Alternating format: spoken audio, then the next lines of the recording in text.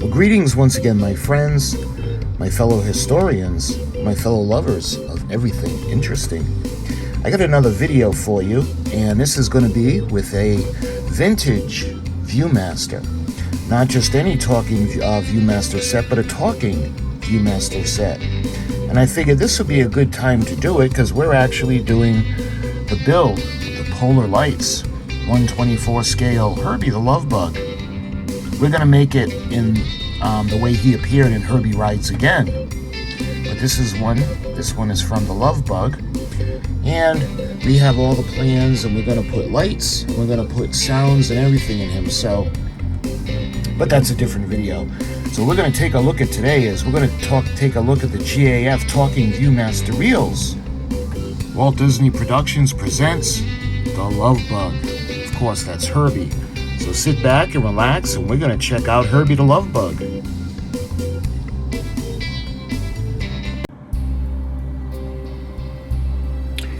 Okay, so when we look at the cover, you can see the little box that's got GAF in it. And this is the Talking Viewmaster Reel. 3 Viewmaster Reels with sound for use with the Talking Viewmaster. And incidentally, we got that right here.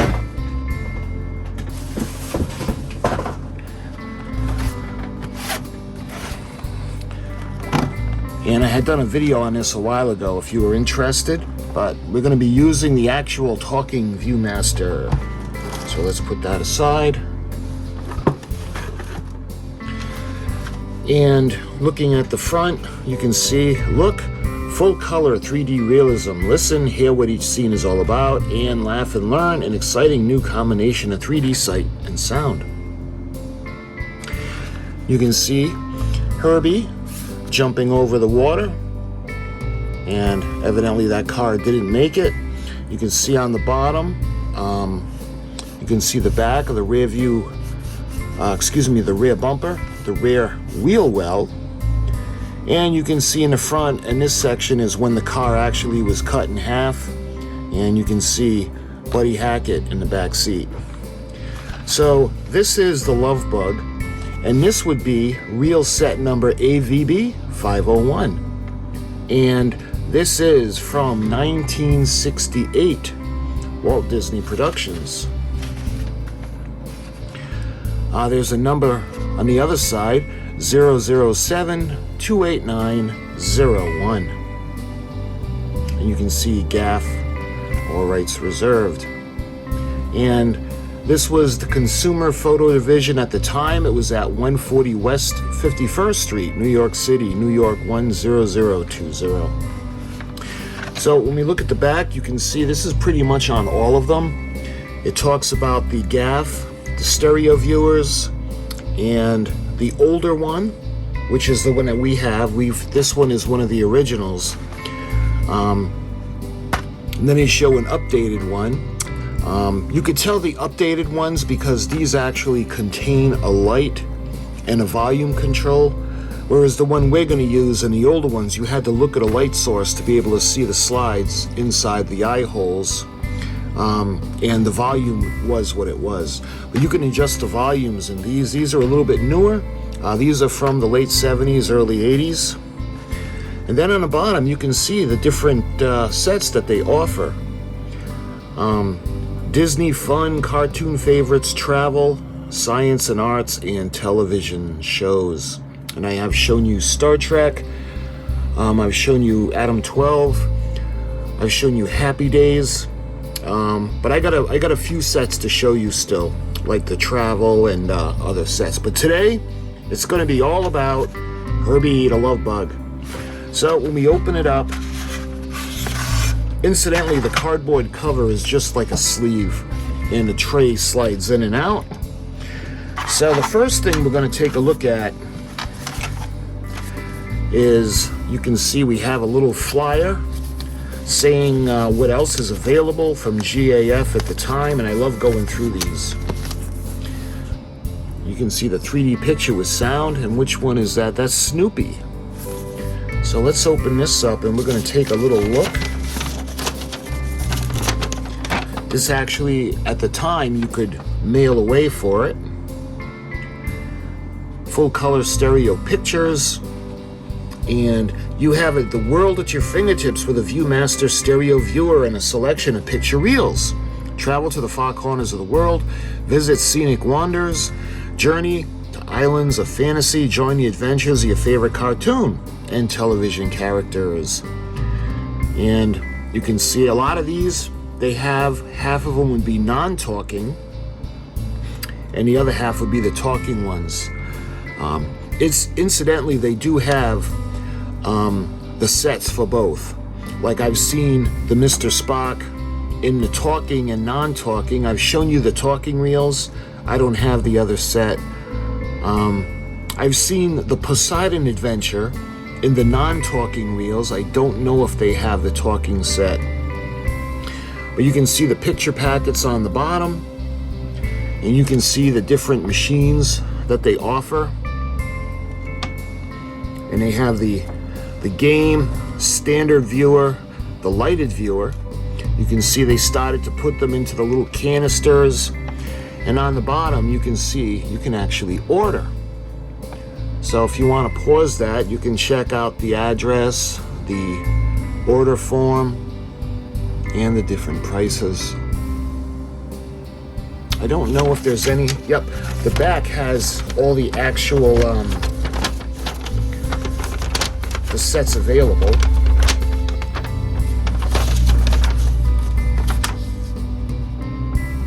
Bible stories, cartoon favorites, classic tales, sports action, World of Science, The Wonderful World of Disney, United States Picture Tours, Canada Picture Tours, Central America and West Indies Picture Tours, Mexico Picture Tours, South America Picture Tours, and Europe Picture Tours, Africa Picture Tours, Asia and the Middle East Picture Tours, and the Pacific Lands Picture Tours.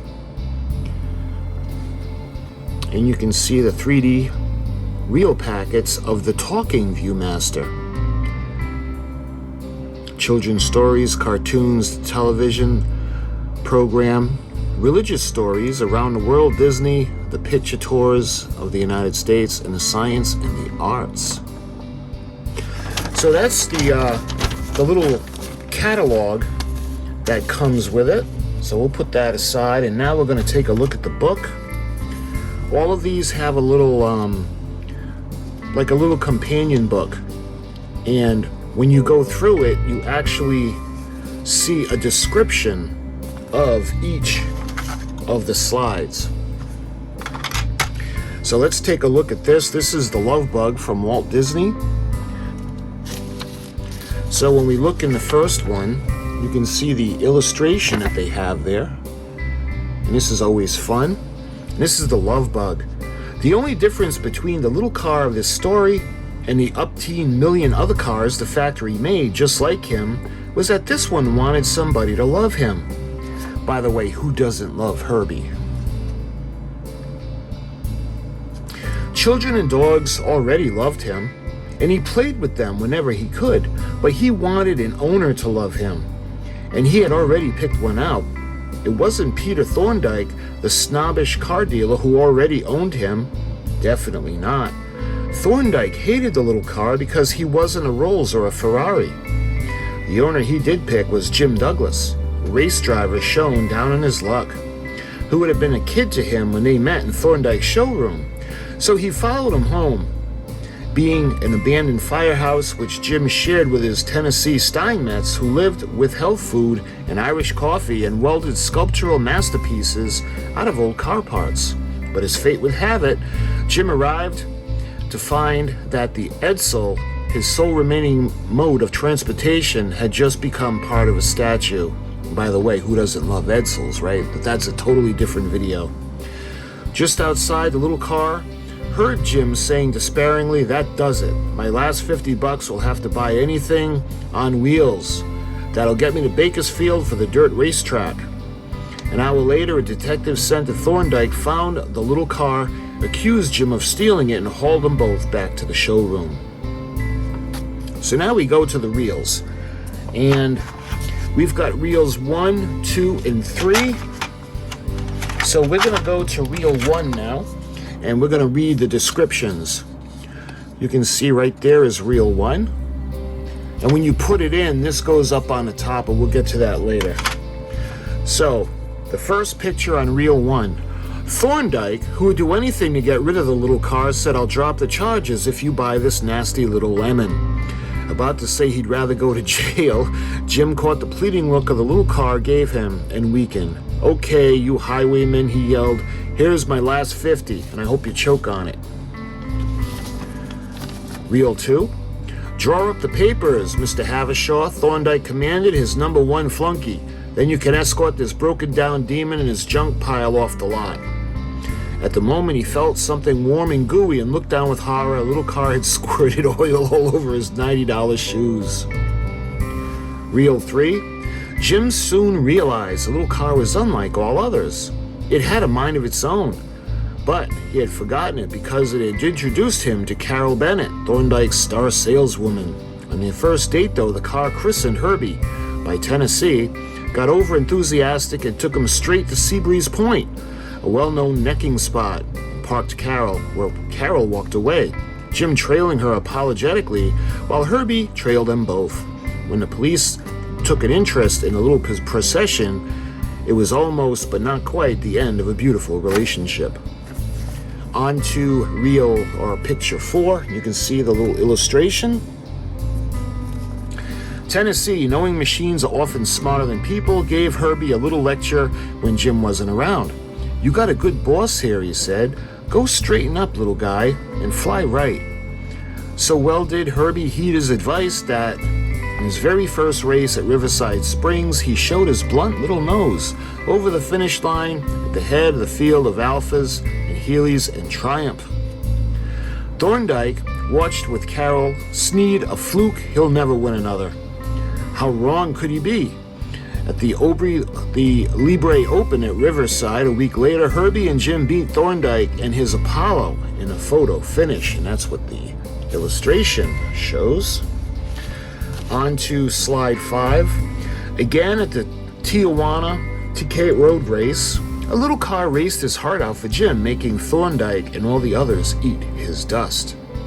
Tennessee, knowing it was Herbie and not Jim who deserved the credit, stood sadly by his old buddy's side, showed every sign of getting a swelled head over his driving prowess. On to picture 6, and you can see a little illustration. At last, when Jim snubbed the little car one evening, Tennessee got so upset he let his guard down, and Thorndyke sneakily paid a friendly call. "Maybe I began misjudging you," he said. "Sit down and have a shot of Irish coffee." He fired up his welding torch and began heating the coffee for his favorite drink. Thorndyke leaned against Herbie, open luggage compartment, and sneakily, quietly unscrewed the gas cap. His plot was working so well that he chortled as he accepted a steaming glass full of Tennessee. A glass from Tennessee, excuse me. "Cheers, old boy," he said, "and may the best man win." I usually do, of course. On to picture 7. Drink followed drink. Thorndyke managed to pour snort after snort into poor Herbie's gas tank, adding a few squirts of whipped cream for good measure. With Herbie soused to the mudguards, when tomorrow's big Riverside race was run, Thorndyke couldn't lose. And how right he was.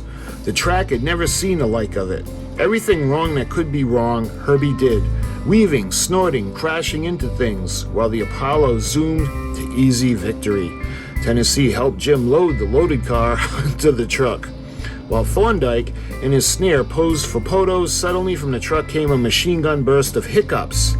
Wild cameras clicked. So we have another illustration before we go on to disc number 2. And disc number 2. I'll get to the back as well, the little record. So you can see the illustration. So Viewmaster reel number 2, picture 1. Bob, after Gooey Blob splattered a great race winner, whipped cream. Herbie had the last laugh, but not for long. A few days later, Jim showed up with a cocky ring and gleaming new Ferrari. Shedding an oily tear, the heartbroken little car battered the Ferrari into a mass of junk. There was nothing to do but run away.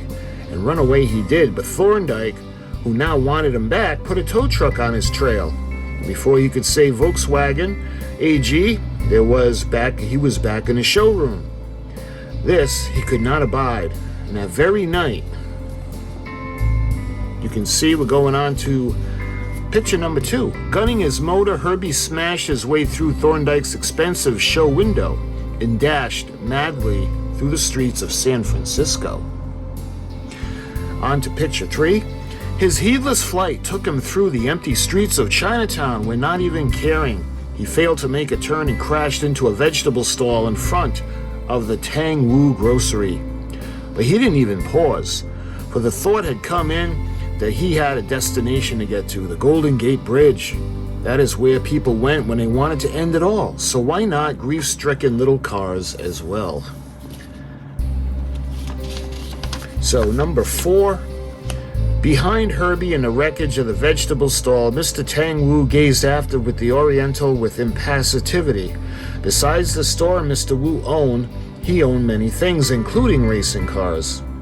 Meanwhile, back at the firehouse, Tennessee had blown his cool with an assist from Carol, hammered enough sense into Jim's swelled head that he knew he must get Herbie back. Trailing him was easy, and Jim arrived on the bridge in the nick of time. While pushing the little car back from the brink, he slipped, and Herbie's tires squealed as he dragged Jim to safety. He was loved after all. You can see the illustration of Herbie. We don't want Herbie to kill himself. On to picture 5. Back in the groove, Jim and Herbie got set for the El Dorado race, Virginia City and back. And the stake was Herbie himself. Mr. Wu was his new owner. His price for dropping damaged charges, but if Herbie won the race, Jim could buy him back for $1, while Mr. Wu took the prize money. It was the wildest race ever. About midway, Thorndike's Apollo bogged down in a mountain stream while Herbie made a flying leap across, and I think that's what that picture is. On to number 6. Thorndike and Havishore had managed to booby-trap the whole route for the little car, but now fate did a little booby-trapping too. While Harshaw pushed the Apollo, Thorndike acquired an uninvited co-pilot, huge black bear with a disposition and nastiness as his own. Then, high up in the mother-lode country, a road sign which Havishore had alternately sent the little car plunging into the old mine shaft, where there was only one way out, straight up a rickety hoist to the top. Let's see, that's number 6. You can see an illustration as he's inside the mine. Herbie was just a shade too long to fit into the hoist. Undaunted, Jim, Tennessee, and Carol wrestled the little car up as he stood in his tailpipes, grabbed the hoist rope, and then they went rounding a curve far back along the road. Thorndike gaped in amazement as he saw Herbie plunging down the mountainside on a shale pile. The car's snob trickery had actually provided his rival with a shortcut. On to number 7 now. The skullduggery wasn't over. Before long, Thorndike's careful sabotage began to pay off. Wheels and other essential items began falling off the little car, and he limped across the halfway line at Virginia City, last by an hour. Okay, so now we're going on to disc number 3. Picture number 1. All night long, Jim and the others worked on a little car. Aided by Mr. Wu, Herbie had further damaged himself by trying to get at Thorndike in the Apollo. After learning his foe was plotting to turn him over to the wrecking yard, Thorndike had even kicked him. And not just one of the tires. Herbie was so burned up that he kept growling to himself. And Jim told Carol, "I'm afraid he'll tear himself to pieces trying to win." Picture number 2. It certainly looked that way when Herbie came snorting up to the starting line the next morning. Last, of course, because Thorndike, and all the others had taken off long since in the order of their finish line the day before.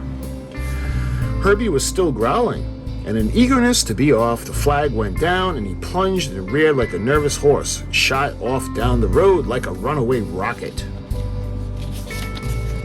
On to picture number 3. You can see there's another illustration. Rounding across country like a jackrabbit going berserk, the little car overtook one after another of its rivals until only one, the hated Apollo, was still ahead of him. Jim's driving consisted mainly of hanging on to the wheels and praying. The ghost town of Whiskey City, little Thorndike threaded his way through the narrow streets. Herbie took to the back lots and came bursting through the swinging doors of the Last Chance Saloon to take the lead for the first time.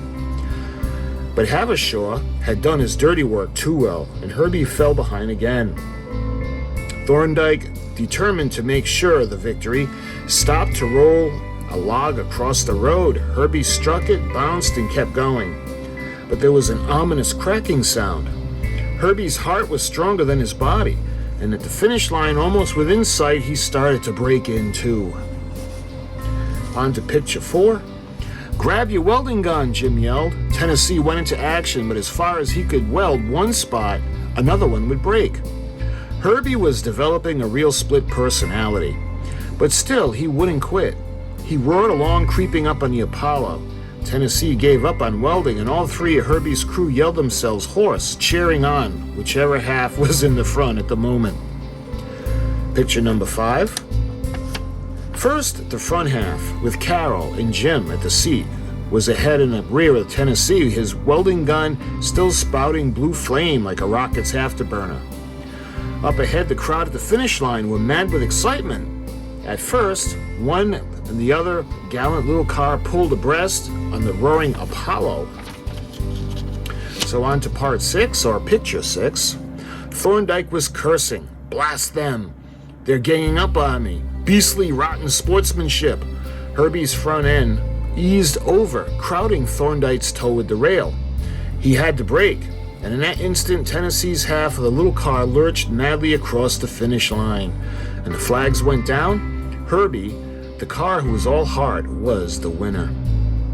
And lastly, picture number 7, Herbie's 2 halves went into a joyous clinch, while Jim and Carol obliged photographers with a clinch of their own.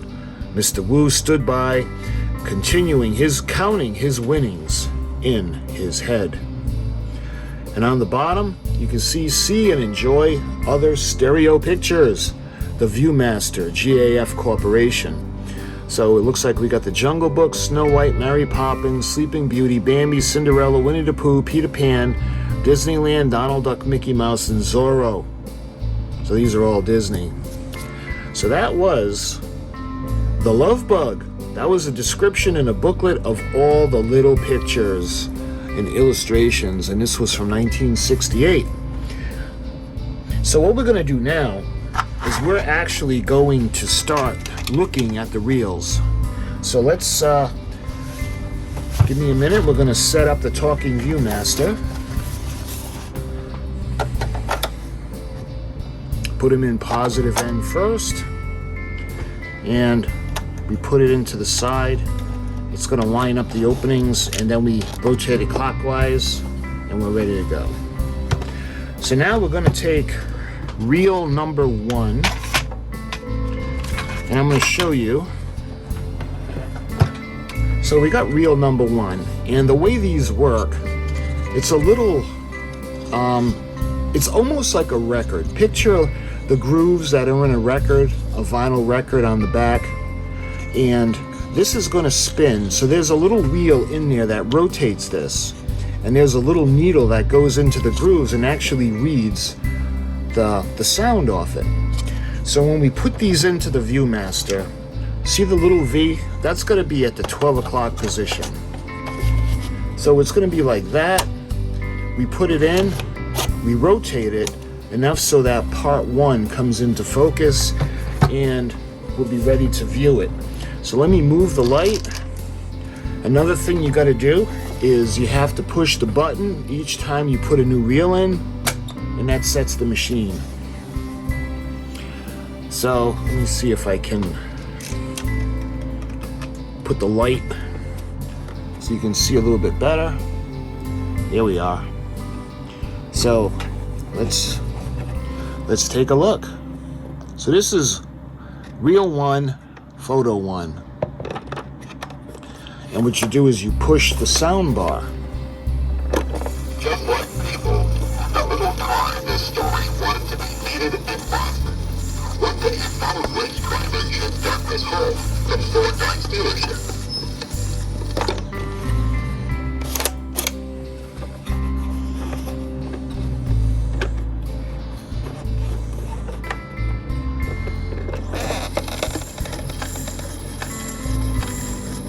Listen, Douglas, you better pay me for this planet jack you saved from at your home. Oh, God, it's leaking oil on my $90 shoes.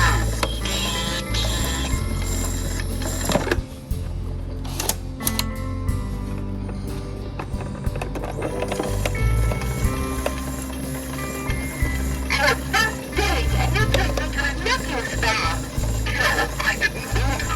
Herbie, my Volkswagen, just seemed to have a mind of his own.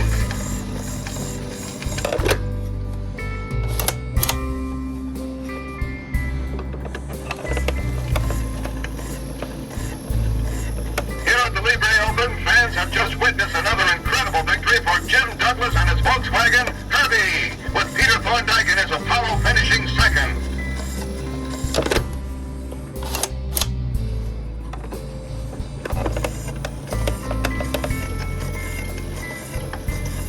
Over the finish line and beating formidable competition in this thrilling road race, it's Jim Douglas and his Volkswagen Herbie.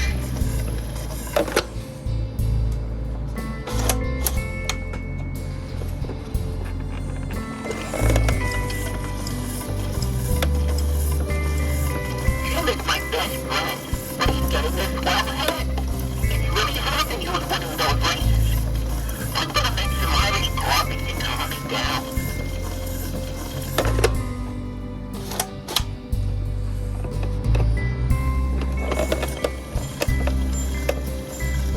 Big race tomorrow, Herbie. And because you've proven indispensable to Jim's victories, you deserve some Irish coffee.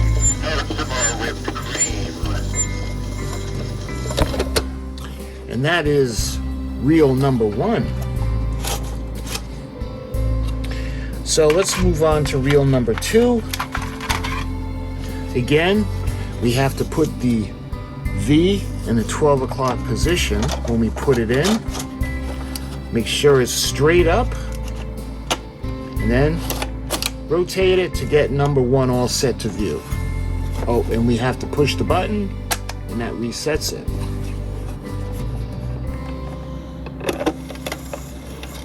All night, Jim and the others worked on the little car.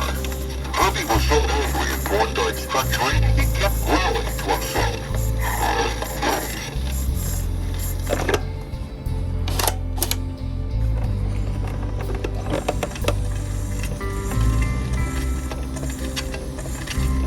In his eagerness to be off when the flag went down, Herbie fled and reared like a nervous horse and shot down the road like a runaway rocket.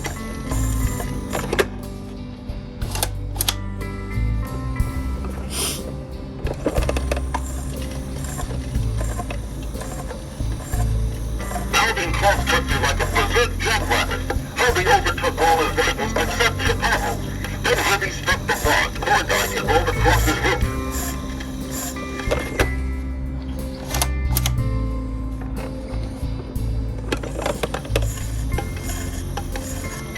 With the finish line in sight, Herbie began to break in two. As Tennessee welded one spot, another broke open, but Herbie wouldn't quit.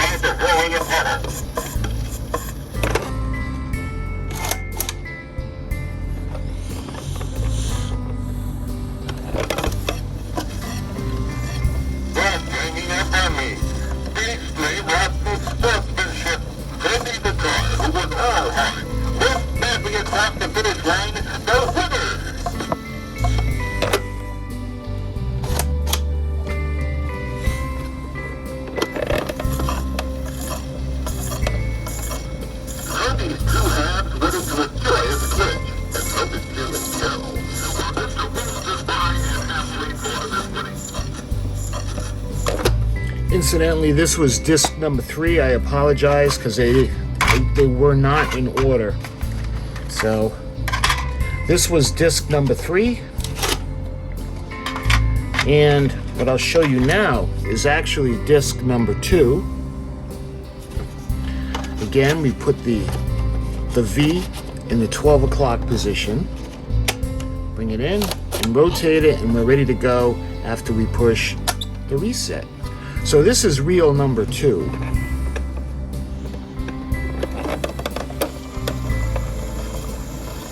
Loaded with Irish whiskey, Herbie lost the race to Thorndyke. Ignoring the whipped cream Herbie spattered at him, Thorndyke resolved to keep the little car for himself.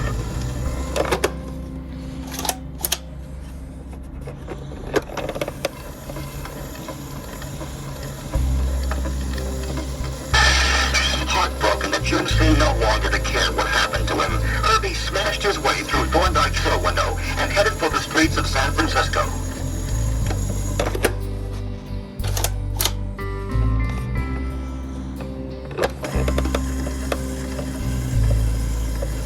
Herbie failed to make a turn in Chinatown and crashed into the vegetable stall of the Tangwell Grocery. He wanted to end it all and started toward the Golden Gate Bridge.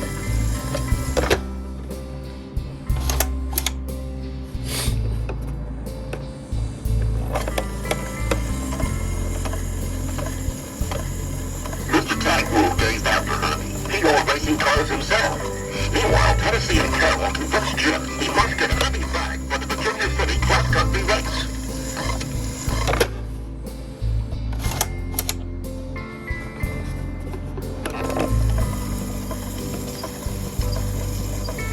Because of the damages, Mr. Wu now owned Herbie. But if Herbie could win this wild race, Jim was allowed to buy him back for $1 while Mr. Wu took the prize money.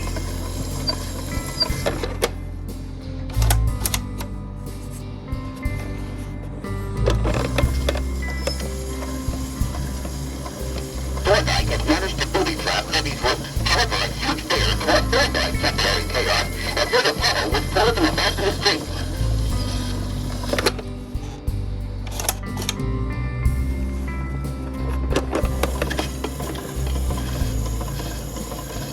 Thorndyke sabotaged, caused wheels of trouble and sent to light, and was to surprise the little car. Herbie lived across the halfway line of Virginia City, last by an hour. And that was disc 2. And I should have shown you this one before disc 3, but it wasn't in order. So let me move the light so it's not glaring the camera. So this was the Love Bug. This is the 3-reel set, and this is from 1968. And this is everybody's favorite little car, Herbie the Love Bug. And I hope you're enjoying these little videos that I put up on a Talking Viewmasters. I hope you have as much fun watching as I do making them, because these things are just great. I love them, and I got a bunch of them more to show you. Different ones will be coming up, so watch for that. So my friends, as usual, I thank you so much for watching, and until my next video, I'll talk to you guys soon.